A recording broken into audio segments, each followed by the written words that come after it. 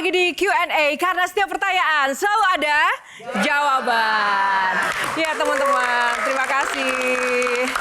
Dan untuk Anda pemirsa, jumpa lagi bersama saya Yohana Margareta dalam program paling spesial Metro TV Q&A. Dan kali ini seperti biasa saya tidak sendiri, ada para panelis yang akan menghipnotis malam kita pada kali ini. Siapakah mereka? Kita berikan tepuk tangan yang paling meriah untuk Mas Reza Indragiri, psikolog forensik kita.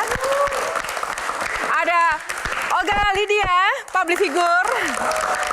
Dan ini dia yang paling hot di Indonesia, pengacara kita Bang Hotman Paris.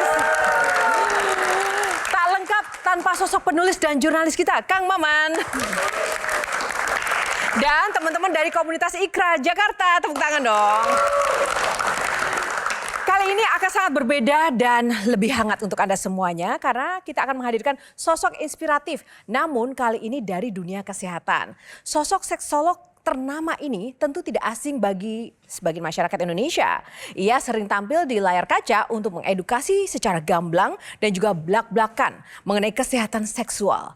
Lalu bagaimana sepak terjang karirnya dan bagaimana ia menanggapi berbagai kasus kekerasan seksual termasuk pelecehan seksual yang masih terjadi di Indonesia. Langsung saja inilah dia, kita sambut Dr. Boyke Dianugraha.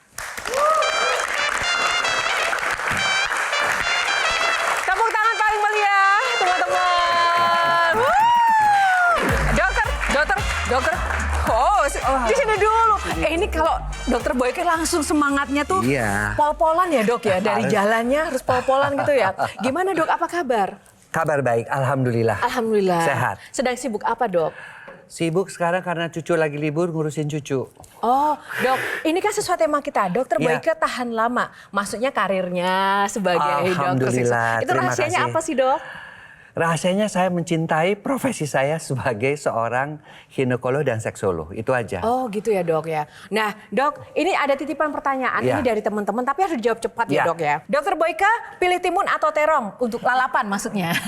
Terong. Terong itu dulu orang Belanda mengatakan jangan makan terong karena bisa loyo. Tetapi ternyata terong itu justru bagus untuk seks. Oh wow, hotel atau villa untuk liburan? Villa. Tipis atau tebal nih dompetnya dokter maksudnya nih? Iya, tebal. Karena tebal itu lebih kerasa. Atas atau bawah? Lebih enak di atas. Begitu ya, tepuk tangan untuk Dokter Boyke. Tapi tunggu, sebelum duduk ya, saya mau teman-teman panelis, kalau melihat Dokter Boyke itu satu kata yang terlintas apa Kang Maman? Seks. Oh, seks. Kalau Kak Olga? Fun. Fun. Bang Reza? Saya terus terang teringat Fufu Fafa jadinya. Kok bisa? Oke. Bang Hotman satu kata. Teori-teori seksnya termasuk vulgar. Oh vulgar berarti ya. Tepuk tangan untuk dokter. Silakan dong. Oke. Dok, di Q&A kali ini seperti biasa berbeda ya. Ada 9 box, tapi nanti kita akan buka secara random saja jumlah boxnya. Nanti terserah hostnya ya dok ya. Di dalamnya akan ada topik yang akan kita bahas bersama. Siap dok? Oke. Kita buka dulu. Ini ada 9 boxnya teman-teman. Oke langsung saja. Nomor berapa yang dipilih untuk box pertama? 2. Kita buka box nomor 2 pilihan Dokter Boyke. Apa isinya? Box nomor 2. Fantasi. Baik, sebelum saya serahkan ke para panelis yang luar biasa, dok saya mau tahu tanggapan dokter. Kan akhir-akhir ini banyak sering terjadi kasus kekerasan seksual. Menurut dokter, apa sih penyebab utama dari kacamata seorang Dokter Boyke? Ya mereka pertama tidak mendapatkan pendidikan seks, kemudian fantasi-fantasi itu betul. Masuknya yang namanya video-video porno, kemudian juga gambaran-gambaran yang apa ya, yang membuat mereka itu menjadi kecanduan terhadap materi-materi yang dikatakan oleh Bang Hotman itu vulgar tersebut gitu loh. Dan karena itulah mereka ingin melakukannya ya dengan cara memberikan kekerasan seksual kepada yang mereka tuju gitu. Jadi dasarnya edukasi ya dok? Dasarnya edukasi. Kalau ke Dokter Boyke, apa yang mungkin bikin penasaran Mas Reza? Karena tadi saya terlanjur menyebut Fufu Fafa, saya ingin dapat pandangan dari Dokter Boyke nih dok. Apa sih pengaruhnya ketika seseorang begitu mencandu pornografi?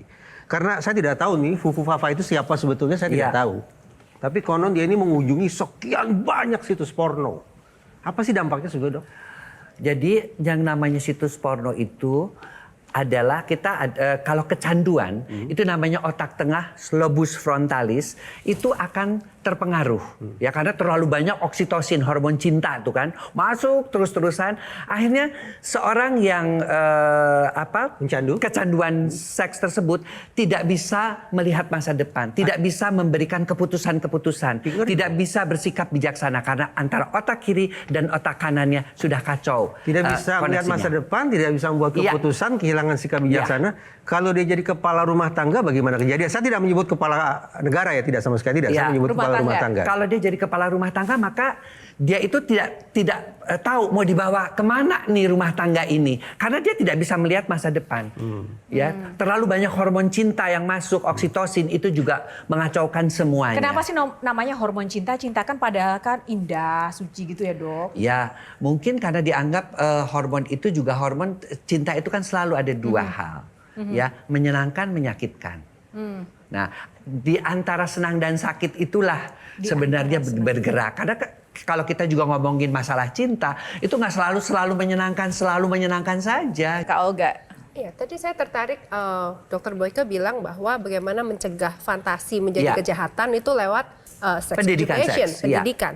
Pendidikan seperti apa? Karena kadang-kadang fantasi itu muncul pada anak-anak yang baru akil balik, masih muda banget, dan banyak orang tua yang aduh masa diajarin itu, saya seperti ngajarin yang enggak gitu. Oke, jadi pendidikan seks itu adalah bagaimana kita mengajarkan kepada seorang anak itu untuk menjaga kesehatan reproduksi dirinya dan juga kesehatan reproduksi orang lain. Jadi dijelaskan kalau kamu pacaran tuh sampai begini bahayanya begini loh. Tapi dari usia berapa? Dari usia anak mulai bertanya. Anak mulai bertanya dengan seks itu kita harus sudah mulai menjelaskan. Kalau saya melihat dari kasus-kasus yang saya pegang, kekerasan seksual terhadap anak maupun sekitarnya banyak karena faktor ekonomi yang dia tidak mampu menyalurkannya dengan cara kemampuan ekonomi. Misalnya dia banyak pacar atau ada pilihan. Itu terutama.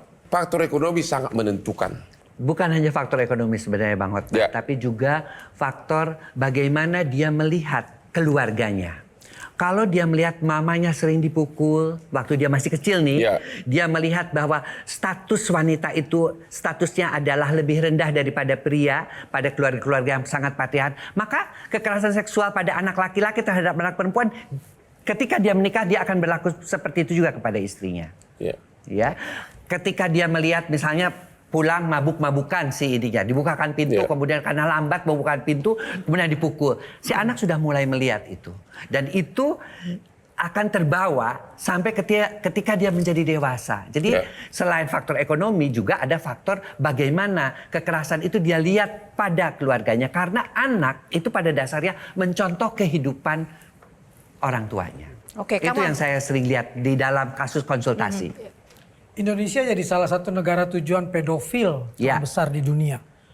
Bagaimana saya harus mengajarkan pada anak saya supaya dia tidak menjadi korban pedofil dan bagaimana orang tua harus bersikap supaya anaknya tidak terumpankan kepada kaum pedofil. Nah, jangan dijawab dulu dok, kita jeda dulu. Sesaat lagi Q&A akan kembali. Tetaplah bersama kami karena setiap pertanyaan selalu ada jawaban. Jelajahi cara baru mendapatkan informasi. Download Metro TV Extend sekarang.